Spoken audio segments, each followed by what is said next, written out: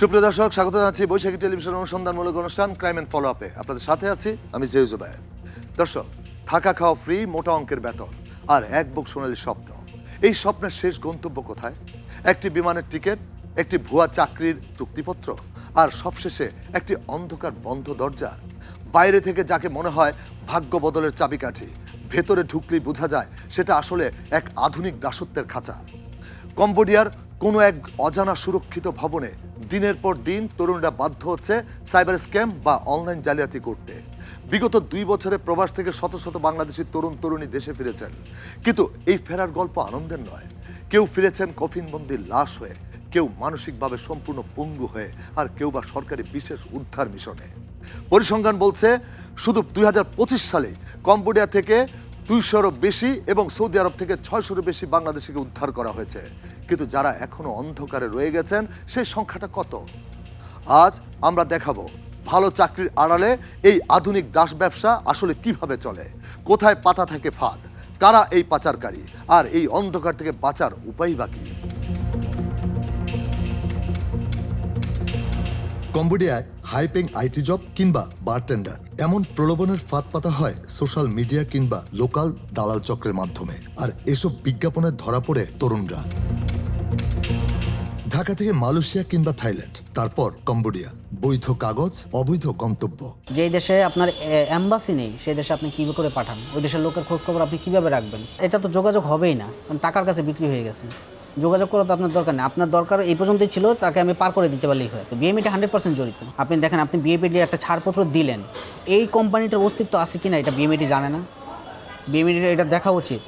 আপনার থাইল্যান্ডে তো ওনাদের দূতাবাস আছে, ওনার থাইল্যান্ড দূতাবাসে এই চিঠিটা দিতে পারতো না যে এই কোম্পানি আছে কিনা এই দেশে, আমার যে একটা এমপ্লয় যাবে এই কোম্পানির অস্তিত্ব আছে কিনা, তারা তো যাচাই বাছাই করলো না।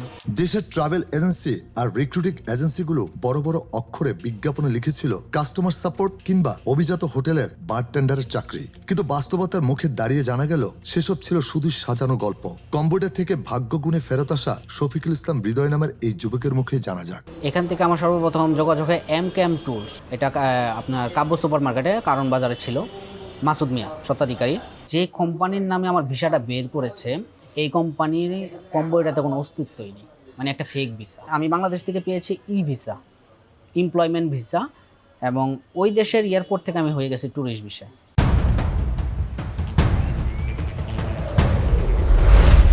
কম্বোডিয়ার উঁচু বিল্ডিং, ভেতরে সারি সারি কম্পিউটার, কাজ বিভিন্ন দেশের মানুষকে ঠকিয়ে ক্রিপ্টো, লোন অ্যাপে টাকা হাতানো, আর বিভিন্ন প্রতারণার ফাঁদ পাতা। আমরা তো ছিলাম কল সেন্টারে, বিভিন্ন লোকদের ফোন দেওয়া হতো, ওরা নাম্বার জোগাড় করতো, প্রতিদিন নতুন নতুন নাম্বার দিত। 17 দিনে এমন কোনো মানুষের নাম্বার আছে বাদ আছে কিনা সন্দেহ আছে। প্রতিদিন এক একজনকে 500-600 নাম্বার দিত, 600 নাম্বারই কল করতে হতো।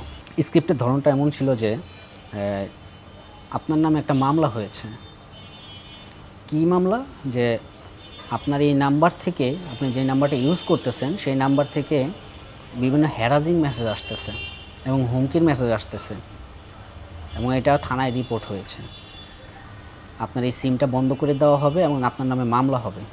তখন এইটা কথা বলে যে কেউ ভয় পেয়ে যাবে।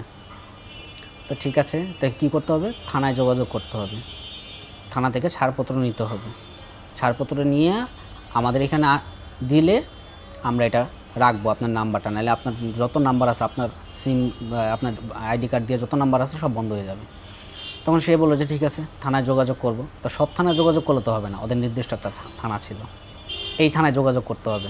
তো এই থানা তো আমার থেকে অনেক দূরে, এত দূরে তো সম্ভব না, আজকের মধ্যে আমি কীভাবে যোগাযোগ করব? ঠিক আছে, আমরা থানায় লাইন করে দিচ্ছি, আপনি থানায় কথা বলেন, আমরা লাইন দিয়ে দিচ্ছি।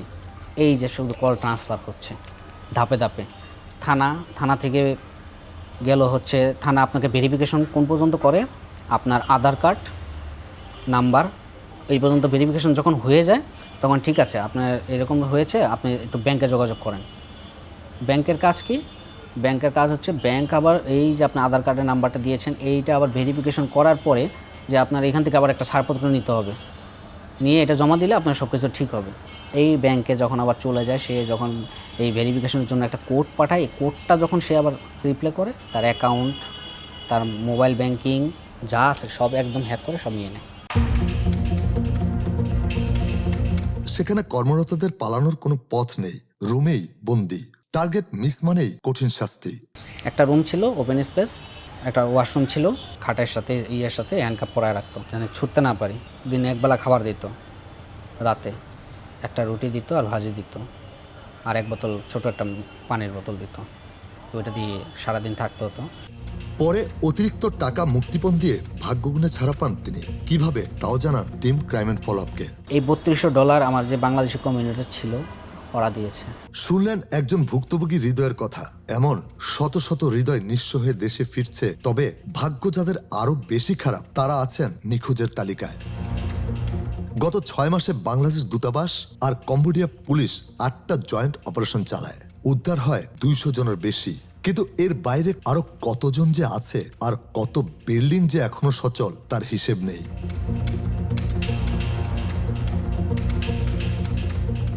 মানব পাচার এবং দাস প্রথার নতুন এই বিষয়টি নিয়ে আমরা কথা বলি সরকারের সংশ্লিষ্ট দপ্তর এবং অভিবাসন বিশেষজ্ঞদের সাথে। এখন এই মানব পাচারকে চক্র তারা করে কি বিদেশে কাজের কথা বলে তারা আপনার অনেক সময় তারা এই ট্রাভেল এজেন্সিগুলো তারা আপনার বিদেশে লোক পাঠিয়ে দেয়। আপনি কম্বোডিয়া ইন্টারনেটে চাকরির কথা বলে তাদেরকে আসলে সাইবার স্ক্যাম সেন্টারে বিক্রি করে দেওয়া আছে, যেখানে তাকে আসলে নির্যাতন করে অন্য একজন মানুষকে প্রতারণা করা, তার সাথে সেই কাজগুলো আসলে হয়। আপনি দেখবেন আমাদের লোককে ইজিপ্ট বা কখনো দুবাই, কখনো টার্কি, এই সমস্ত দেশের কথা বলে আপনার নিয়ে গিয়ে সেখান থেকে আপনার লিবিয়া নিয়ে যাওয়া হয় এবং তারপর লিবিয়া থেকে ভূমধ্যসাগর পাড়ি দিয়ে তাদেরকে ইউরোপ ঢোকার চেষ্টা করে। তো পাশাপাশি আমরা দেখছি আপনার ব্রাজিল হয়ে যুক্তরাষ্ট্র কিংবা সাইবার স্ক্যাম সেন্টারের মতন দেশ কম্বোডিয়াতে, কিংবা আপনার এখন নতুন নতুন দেশ ইউরোপের, পূর্ব ইউরোপের নানান দেশ, সেটা বুলগেরিয়া থেকে আরম্ভ করে, রোমানের থেকে আরম্ভ করে, পোল্যান্ড থেকে আরম্ভ করে, এমনকি আলজেরিয়া বা মরক্কোতে বিভিন্ন দেশের কথা বলে নিয়ে যাওয়া হচ্ছে। আপনার ট্যুরিস্ট মানে গন্তব্য এরকম দেশ, কখনো ফিজি, কখনো অস্ট্রেলিয়া নিয়ে যাওয়ার কথা বলে আমাদের লোকজনকে প্রতারণা করছে। মানে এমনকি আপনি খুব সহজেই ঘরের কাছে আপনি দেখবেন এখন নতুন একটা ধরন তৈরি হচ্ছে, আপনাকে টাকা নিয়ে বলবে যে তুমি বিদেশ যাওয়ার পরে টাকা দিও, বলার পর আপনাকে হয়তো ঘরের কাছে নেপালে নিয়ে যাবে। কারণ নেপালে নিতে গেলে বাংলাদেশিদের ভিসা লাগে না। আপনি নেপালে নিয়ে যাওয়ার পর তারপর তাদেরকে জিম্মি করে কোনো হোটেলে বা কোথাও রাখে, তার পরিবারকে বলা হয় তুমি মেসেজ পাঠাও যে তুমি কানাডা, অস্ট্রেলিয়া, ফিজি বা কোনো দেশে পৌঁছে গেছো। তারপর তাদেরকে বাধ্য করে টাকার লেনদেন করতে। যে আপনি তথ্য প্রযুক্তির এই যুগে মানব পাচারের ধরন বদলেছে, পাচারকারীরা তথ্য প্রযুক্তির সুযোগ ব্যবহার করছে, তারা নিত্য নতুন কৌশল বদলাচ্ছে। কিন্তু সেই তুলনায় আমাদের আইন শৃঙ্খলা রক্ষাকারী বাহিনী, আমাদের যারা বিদেশ যাচ্ছেন, আর তাদের আসলে সচেতনতা যদি বলি, বিদেশগামীদের আইন শৃঙ্খলা রক্ষাকারী বাহিনীর যথেষ্ট তৎপরতা এবং এই ধরনের সংঘবদ্ধ অপরাধ আপনি দেখবেন আমাদের পুলিশ, সিআইডি, সিটিসি, ইন্টেলিজেন্সগুলো যে যার মতন করে আসলে মানব পাচারের বিষয়গুলো দেখে। এই যে ট্যুরিস্ট ভিসায়, ভুয়া কাগজপত্র দেখিয়ে, জাল ভিসায়, ওমরা ভিসার নামে প্রতি বছর কিন্তু আমাদের বিপুল সংখ্যক লোককে বিদেশ পাঠানো হয়, তারা গিয়ে কিন্তু সেখানে জেলখানায় থাকে। আমরা 15 থেকে 20 হাজার লোক আপনি পৃথিবীর বিভিন্ন দেশের জেলখানার মধ্যে আছে। কম্বোডিয়াতে বেশ কিছু স্ক্যাম সেন্টার, এটা অনেক দিন ধরে চলতেছিল, যে বাংলাদেশি যারা specially technically sound, computer knowledge আছে, তাদেরকে কিন্তু ওইখানে নিয়ে স্ক্যাম সেন্টারে বিক্রি করে দেওয়া হতো এবং টাকার বিনিময়ে বিক্রি করে দিতে অনেকেই বিভিন্নভাবে ওইখান থেকে মুক্তি চাওয়া সাপেক্ষেও মুক্তি হয়ে আসতে পারতো না। এইভাবে আমরা বেশ কিছু ভিকটিমকে কম্বোডিয়া থেকে এবং মায়ানমারের এই স্ক্যাম সেন্টার থেকে উদ্ধার করে দেশে আনতে সক্ষম হয়েছে। প্রায় 300-র মতো কম্বোডিয়াতে যারা বিভিন্ন স্ক্যাম সেন্টারে কাজ করতো তারা কিন্তু, এবং তাদের ভিসার মেয়াদ শেষ হয়ে গেছে, তারা ফিরে আসছে। কেউ 5 মাস, কেউ 6 মাস, 7 মাস। তো এদেরকেও আমরা মনিটরিংয়ের ভিতরে রাখছি যে তারা আসলে কিভাবে প্রতারিত হয়েছে। অনেকের সাথে আমরা পার্সোনালি কথা, এবং এয়ারপোর্টে প্রত্যেকটা কম্বোডিয়া ফেরত লোকজনকে ইন্টারভিউ করে তাদের যাতায়াতের মুভমেন্ট এবং পরবর্তীতে তাদের আইনানুগ সহায়তা দেওয়ার জন্য সিআইডি টিএসবি ইউনিট থেকে ওইখানেই তাদের সাথে যোগাযোগ করে তাদেরকে আমাদের হটলাইন নাম্বার প্রোভাইড করা হয়েছে, যাতে ওরা যে কোনো সময় আমাদের আইনের দ্বারস্থ হতে পারে। ফিজি দ্বীপে ভিজিট ভিসা কিংবা জাল চাকরির অফার লেটার দেখিয়ে কোটি কোটি টাকা হাতিয়ে নিচ্ছে দালাল চক্র। দেশে বসে ট্রাভেল ও রিক্রুটিং এজেন্সিগুলো বড় বড় কথা বললেও বিদেশ যাওয়ার পর কথা ও কাজের মিল পাওয়া যাচ্ছে না। কিছু অসাধু মানব সম্পদ ব্যবসায়ীর সীমাহীন লালসার শিকার হয়ে নিঃস্ব হয়েছেন দেশের রেমিটেন্স যোদ্ধারা। প্রবাসী কল্যাণ মন্ত্রণালয়ের অধীনস্থ প্রতিষ্ঠান বিএমইটি থেকে যখন কাউকে স্মার্ট কার্ড বা ক্লিয়ারেন্স দেওয়া হয় এবং তা ইন্টারনেটে চেক করে সঠিক পাওয়া যায়, আমরা ধরে নেই সব কিছু বৈধ। কিন্তু এখানে লুকিয়ে আছে পাচারকারীদের সবচেয়ে ভয়ঙ্কর জালিয়াতি। অবিশ্বাস্য হলেও সত্য, এখন বিএমইটির অফিসিয়াল কিউআর কোড এবং ক্লিয়ারেন্স সার্টিফিকেটও হুবহু নকল করছে এই চক্র। প্রযুক্তির অপব্যবহার করে তারা এমন ভুয়া কিউআর কোড বানাচ্ছে যা স্ক্যান করলে হুবহু সরকারি ওয়েবসাইটের মতোই একটি নকল পেজ দেখায়। কিভাবে চলছে সরকারি কোড জালিয়াতির এই ভয়ঙ্কর খেলা, এবার দেখাবো তা। প্রশান্ত মহাসাগরীয় দ্বীপরাষ্ট্র ফিজির ইমিগ্রেশন ডিপার্টমেন্টের নাম ব্যবহার করে তৈরি করা হয় ভুয়া অফার লেটার, যেখানে অ্যাগ্রো মার্কেটিং প্রজেক্টে প্যাকিং ওয়ার্কার পদে মোটা বেতনের চাকরির মিথ্যা আশ্বাস ও লোভনীয় ভিসার ফাঁদ দেখিয়ে বেশ কয়েকজনের কাছ থেকে হাতিয়ে নেয় প্রতারক চক্র। প্রথমে খুব ইচ্ছা ছিল ইতালি যাব, তো ইতালি যাওয়ার জন্য এক পরিচিত লোকের মাধ্যমে এই যে ইউরোট্রিপ ট্যুরস অ্যান্ড ট্রাভেল এজেন্সিতে আমার পরিচয় হয়। পরিচয় হওয়ার পরে এখানে প্রায় 2 বছর ধরে ইতালি যাওয়ার জন্য আমরা খুব চেষ্টা করি, কিন্তু কোনো রকম ইতালি যাইতে পারলাম না। তখন ইউরোট্রিপ ট্যুর অ্যান্ড ট্রাভেল থেকে আমাকে বললো, আমরা ফিজিতে লোক পাঠাচ্ছি খুব সহজে, আপনি ফিজিতে ট্রাই করে দেখেন। তো আমি বললাম, খোঁজখবর নিয়ে দেখলাম না ফিজি খুব ভালো জায়গা। তো বললাম আচ্ছা ঠিক আছে ফিজিতে যাব। কিছুদিন পরে উনি আমার এই যে ভিসা দেখালো যে আপনার পাসপোর্টে ভিসা লেগে গেছে, আপনি একটা ট্রেনিং করতে হবে, ওই ট্রেনিংটা শেষ করে নেন। তো আমি আমাদের জেলা শহরেই ট্রেনিং করলাম। ট্রেনিং করে ট্রেনিংয়ের সার্টিফিকেট ওনার কাছে জমা দিয়ে দিলাম। দেওয়ার পরে উনি আমাদের এই কার্ডটা দিল, বিএমইটি কার্ড দিয়ে বললো আপনার কার্ড হয়ে গেছে, আপনি পুরো টাকা পেমেন্ট করে দেন। তো যেহেতু অনেকগুলো টাকা, এই জন্য ভাবলাম ব্যাংক থেকে কিছু লোন নিব। তো প্রবাসী কল্যাণ ব্যাংকে গেলাম এটা নিয়ে। যাওয়ার পরে উনি এটা দেখে বলে, ভাই আপনার এটা তো ফেক, আপনি আপনার ট্রাভেলস কোম্পানিতে আবার যোগাযোগ করেন। উনি ওইটা বলার পরে ওনারে বললাম এটা কীভাবে ফেক। উনি বললো আপনি এটাই দেখেন। তখন আমি দেখলাম এটা যদি আমি স্ক্যান করি কিউআর স্ক্যান দিয়ে, তাহলে এইখানে এইটা আসার কথা এই যে rims.oep.gov.bd, মানে যেটা বাংলাদেশ সরকারি ওয়েবসাইট, কিন্তু সেইটাতে না যে এটা অন্য ওয়েবসাইটে যাই। এই যে সুরলি নামে একটা ওয়েবসাইটে যাই, যে এখানে টাইম দেয়, টাইম দেওয়ার পরে গো টু সাইটে গেলে এইখান থেকে drive.google-এ যাই। আমরা যদি এইখানে যাই তাহলে এটা গুগল ড্রাইভ থেকে একটা বানানো drive.google.com। আর এইখানে এরা এমনভাবে এটা বানিয়েছে যে পুরোপুরি গভর্নমেন্টের কাগজ, একটা গভর্নমেন্টের বিএমইটি কার্ডের যেটা থাকে পুরোটাই ওরা দিয়ে এটা গুগল ড্রাইভ বানিয়ে সেইটা একটা কোড বানিয়ে এইখানে দিয়ে দিছে, যাতে যে কেউ এটা যখনই স্ক্যান করবে তখনই এখানে চলে আসে। আমি তাদের অনেকভাবে বোঝানোর চেষ্টা করলাম, এটা দেখালাম ব্যাংকে, আমি যেখানে গেছিলাম ওদের দিয়ে কথা বলানোর পরে ওরা এখনও তাদের একটাই কথা, না তাদের কাগজ ঠিক আছে, তাদের কোনো সমস্যা নেই, আমি যেন কিছুদিন ওয়েট করে আর টাকাটা জমা দিয়ে দিই, প্লেন পর্যন্ত উঠিয়ে দিবে, কোনো সমস্যা হবে না। এবার ভিসার সত্যতা জানতে ফিজির মূল ওয়েবসাইটে মেল করলে ফিরতি মেলে তারা জানান এটা জাল ভিসা। এই যখন ভিসাটা আমরা পেলাম তখন আমি যোগাযোগ করলাম আমাদের একটা রিলেটিভের সাথে। তিনি এটা দেখে বললো এখানে যে ওয়েবসাইটটা দেওয়া আছে এটা তো gmail.com, আর কোনো গভর্নমেন্ট অর্গানাইজেশন তো জিমেইল ব্যবহার করে না, তারা নিজস্ব ডোমেইন ব্যবহার করে। তো সে একটা ইমেল করলো, মেইলটা আমার কাছে আছে, এই ভিসাটার একটা স্ক্যান কপি দিয়ে এইখানে একটা মেইল করা হয়েছিল। মেইল করার পরে মেইল করা হয়েছিল এই যে এই ডেটে 29 মে 2026। মেইল করার পরে আমরা মেইল করি ইমিগ্রেশন পারমিটস visa@govnet.gov.fiji-তে।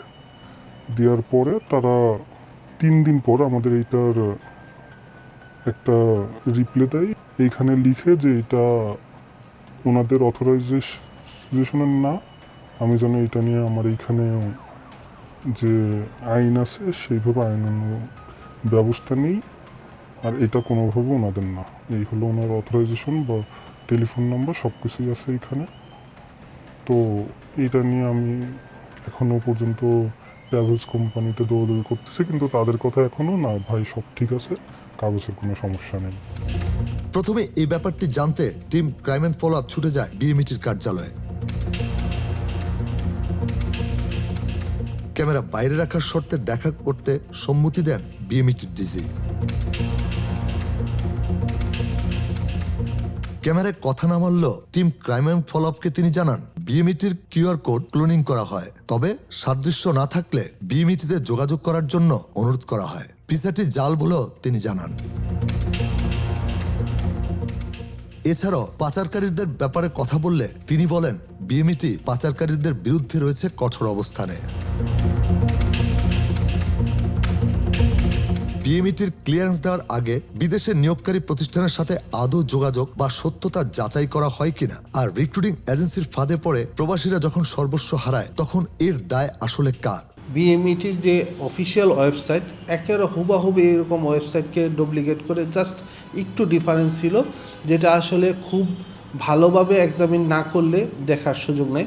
ওইটা সংক্রান্ত মামলা হয়েছে এবং 30 জনের ভিকটিম, টোটালি 54 জন ভিকটিমকে পরবর্তীতে কিন্তু তাদেরকে যেতে দেওয়া হয়নি, তাদেরকে দেশে রাখা হয়েছে এবং ওই মামলাটা এখন তদন্তাধীন আছে।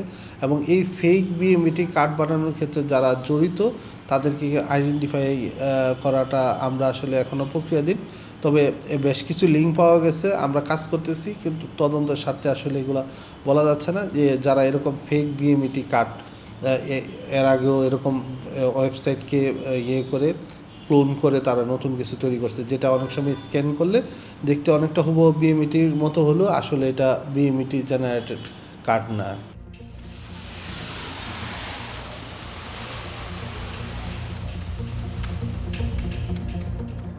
দেশের সরকারি বিভিন্ন সংস্থা, আন্তর্জাতিক অভিবাসন সংস্থা IMO এবং প্রাক অভিবাসন সেন্টারের মাধ্যমে প্রতিনিয়ত কম্বোডিয়া, সৌদি, দুবাই, লিবিয়া সহ বিভিন্ন রুটে পাচারের শিকার হাজার হাজার তরুণ, যুবক, যুবতী সর্বস্ব হারিয়ে দেশে ফিরছেন, কেউ লাশ হয়ে, কেউ বা মস্তিষ্ক বিকৃত হয়ে, আবার কেউ বা নিঃস্ব হয়ে। গাড়িতে না তুললে আইন আমার মরভূমি ছেড়ে দিয়ে গেল। হাঁটতে হাঁটতে পুরা মুখ ফুইরা গেছেন গা এই রোদ্রে।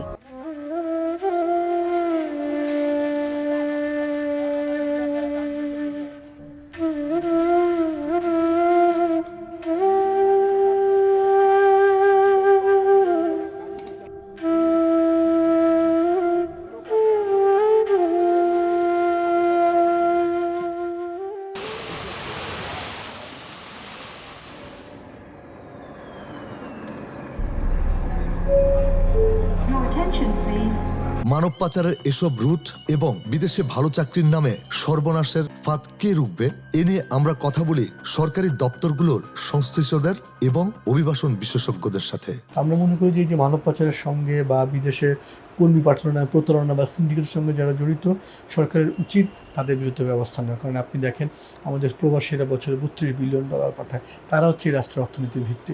এই যে প্রবাসীরা এত কষ্ট করে দেশ অর্থনীতির ভিত্তি রাখছে, তারা যেন প্রতারিত না হয়, তাদের নিয়োগ প্রক্রিয়া যেন অনিয়ম না হয়, তাদের উপর যেন জুলুম না হয়, আমি মনে করি সেই বিষয়ে সরকারের সর্বোচ্চ সচেতন হওয়া উচিত। এবং মানব পাচার বা বিদেশে কর্মী পাঠানোর নামে যে কোনো ধরনের সিন্ডিকেট, যে কোনো অনিয়মের বিরুদ্ধে সরকারের এবং আইনশৃঙ্খলা রক্ষাকারী বাহিনীর কঠোর ব্যবস্থা নেওয়া উচিত। এবং সেটা শুধু মুখে নয়, কথায় নয়, বাস্তবেই যেন আসলে তাদের বিরুদ্ধে সরকার ব্যবস্থা নেয় এবং আমাদের কর্মীরা যেন কম খরচে যেতে পারে, সে যেই কাজে যাবে সেই কাজে যেন যেতে পারে, যেই বেতনের কথা সেই বেতন যেন পায়। কারণ তা না হলে হয় কি, আপনি একজন কর্মী, তিনি যখন 4 লাখ, 5 লাখ, 6 লাখ টাকা করে খরচ করে যান, সে যদি যাওয়ার পরে কাজ না পায়, তখন হয় কি, সেই টাকা তোলার জন্য 2 বছরের জায়গায় 5 বছর থাকে, এক কাজের জায়গায় 5 করতে চায়, তখন সে অনিয়মিত হয়ে পড়ে, অবৈধ হয়ে পড়ে। তখন তাকে এক ধরনের দাসের জীবন করতে হয়, তাকে জেলখানায় থাকতে হয়, ডিপোর্টেশন সেন্টারে থাকতে হয়। প্রতি বছর আমাদের 80-90 মানুষ এরকম ডিপোর্টি হিসেবে ফেরত আসে।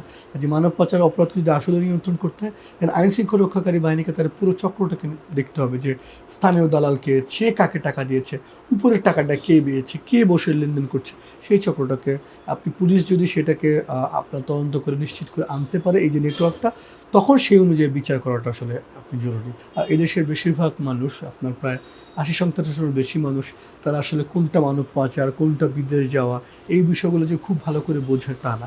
তারা মনে করে কি বিদেশ যাওয়াটা কিছু। তাতে আপনি দেখবেন প্রায় তাকে ভালো চাকরির কথা বলে নানান ধরনের প্রলোভন দিয়ে তারা লোক পাঠায়। আপনি সেটা কখনো ফিজিতে, কখনো ইউরোপে, কখনো কম্বোডিয়াতে আপনার তাকে নানা ধরনের প্রলোভন দেখায়। এখন এই যুগে কিন্তু আপনার যে কোনো দেশের ট্যুরিস্ট ভিসাটা কিন্তু আপনার ই ভিসা হয়ে গেছে, কাজে ট্যুরিস্ট ভিসা পাওয়াটা খুব কঠিন না। সাধারণ মানুষ কিন্তু বিদেশে যেতে চায়, যেহেতু কর্মসংস্থান অভাব আছে, তারা ভাবে বিদেশ চলে গেলে আমার ভাগ্য বদলে যাবে। কিন্তু ধরেন টাঙ্গাইলের একজন মানুষ বা কুমিল্লা বা নরসিংদীর একজন মানুষ, সে যে বিদেশ যাবে ঠিক করে, তার সেবাগুলো কিন্তু তার ঘরের কাছে নাই। রিক্রুটিং এজেন্সিগুলো, ট্রাভেল এজেন্সিগুলো বসে আছে ঢাকায়। তখন হয় কি, সেই মানুষটা তার মাঝখানে আপনার দালাল চক্র চলে আসে, মধ্যস্বত্বভোগী চলে আসে, তাকে ভুয়া কাগজপত্র বানায়, তার এই বিষয়গুলো যাচাই বাছাই করা না। কিন্তু এখন কিন্তু তথ্য প্রযুক্তির যুগ, আপনি চাইলেই যাচাই বাছাই করতে পারেন। এখন দালাল চক্র, পাচারকারী চক্র তাকে আসলে বলে কি, তুমি বিষয়গুলো গোপন রাখো, কাউকে বলো না, বললে আসলে ও যেতে চাইবে। তখন তারা আসলে কি হয় কি, গোপন রাখে। যখন তারা বিপদে পড়ে তখন তারা জানে। কিন্তু আমি বলবো যে কোনো মানুষ সে যখন বিদেশ যাওয়ার বিষয়ে চিন্তা করে, তার গোপন রাখা উচিত না। আমি মনে করি মানব পাচারের মতো অপরাধ যদি দমন করতে হয়, এখানে আসলে সবাইকে মিলে একটা টাস্ক ফোর্স থাকা উচিত, সরকারের সবগুলো আইন শৃঙ্খলা রক্ষাকারী বাহিনী, যেখানে তারা তথ্য শেয়ার করবে, যেখানে তারা একসাথে মিলে অভিযান চালাবে। এবং অর্থের লেনদেন আপনার সেখানে বোঝাটা জরুরি।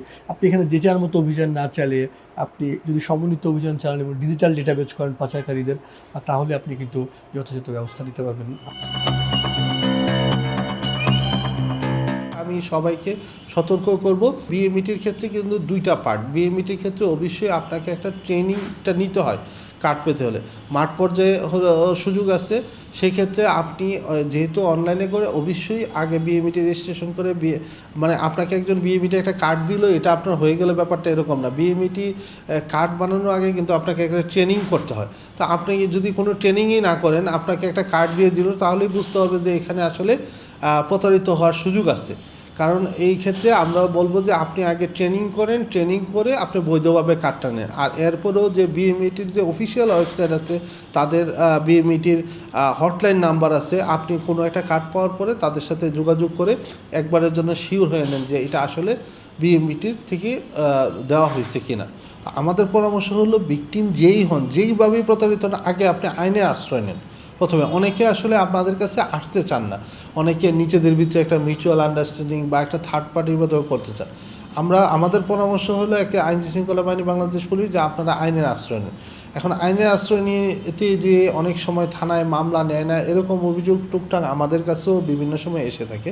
তবে এখন নতুন আইনে একটা প্রভিশন রাখা হয়েছে, যে আগে যেটা করা হতো যে আইনতে শুধু কোনো থানায় যে মামলা হবে ব্যাপারটা তা না, আপনি থানায়ও মামলা করতে পারেন। অ্যাজ ইউজুয়ালি আপনি মানব পাচার যে ট্রাইব্যুনাল প্রত্যেক জেলায় যেটা আছে, যেখানে মানব পাচার ট্রাইব্যুনাল আছে, সেখানে নারী শিশু ট্রাইব্যুনালে কিন্তু আপনি অভিযোগ দায়ের করতে পারেন, মানব পাচারের শিকার ভিকটিম বা ভিকটিমের পক্ষে যে কেউ। এবং সেই ক্ষেত্রে নতুন আইনে স্পেসিফিকভাবে মানে বলে দেওয়া হয়েছে যে যিনি থানায় নিলে তো অবশ্যই এটা যেহেতু একটা কগনিজেবল অফেন্স, ওসি সাহেব এটাকে মামলা হিসাবে নিবে। আর যেটা ট্রাইব্যুনালে জমা দিবে, ট্রাইব্যুনাল যদি এটা মনে করে, তাহলে কিন্তু উনি 15 দিন সময় নিতে পারবেন সর্বোচ্চ, নিয়ে 15 দিনের ভিতরে এটা সত্যতা নিরূপণ সাপেক্ষে, যে এটা যদি সত্য হয়, অবশ্যই এটাকে এফআইআর হিসাবে নেওয়ার জন্য সংশ্লিষ্ট থানার ওসিকে নির্দেশ প্রদান করবে। দর্শক, প্রতারণার ফাঁদ থেকে বাঁচার একমাত্র উপায় আপনার সচেতনতা। বিদেশ যাওয়ার আগে সরকারি ওয়েবসাইটে এজেন্সির লাইসেন্সগুলো যাচাই করুন, আর চাকরির চুক্তিপত্রটি কোনো আইনজীবীকে দিয়ে ভালো করে পড়িয়ে নিন। যে কোনো জরুরি প্রয়োজনে সংশ্লিষ্ট দেশের বাংলাদেশ দূতাবাসের হটলাইন নম্বরটি সবসময় সাথে রাখুন। মনে রাখবেন, স্বপ্ন দেখা অপরাধ নয়, কিন্তু যাচাই না করে অবৈধ পথে পা বাড়ানো মানেই নিজের জীবনকে ঝুঁকিতে ফেলা। আমাদের প্রত্যাশা, সরকার এই পাচারকারীর চক্রের বিরুদ্ধে কঠোর ব্যবস্থা নেবে এবং আন্তর্জাতিক যোগাযোগ বৃদ্ধির মাধ্যমে প্রবাসীদের জন্য একটি নিরাপদ শ্রমবাজার নিশ্চিত করবে। অপরাধীদের মুখোশ উন্মোচন করার জন্য আমাদের অনুসন্ধান অব্যাহত থাকবে। আপনার চারপাশে ঘটে যাওয়া সমাজের নানা অসঙ্গতি, অনিয়ম, অপরাধ, দুর্নীতির সঠিক চিত্র তুলে ধরবে ক্রাইম অ্যান্ড ফলো আপ। এরকম কিছু দেখলে বা জানা থাকলে যোগাযোগ করুন স্ক্রিনে দেওয়া এই নম্বরে, ইমেলও করতে পারেন এই ঠিকানায়। আজ বিদায় নিচ্ছি, তবে ফিরে আসবো আগামী পর্বে। সে পর্যন্ত ভালো থাকুন, সুস্থ থাকুন, আর মনে রাখবেন, অসঙ্গতি যেখানে, ক্রাইম অ্যান্ড ফলো আপ সেখানে।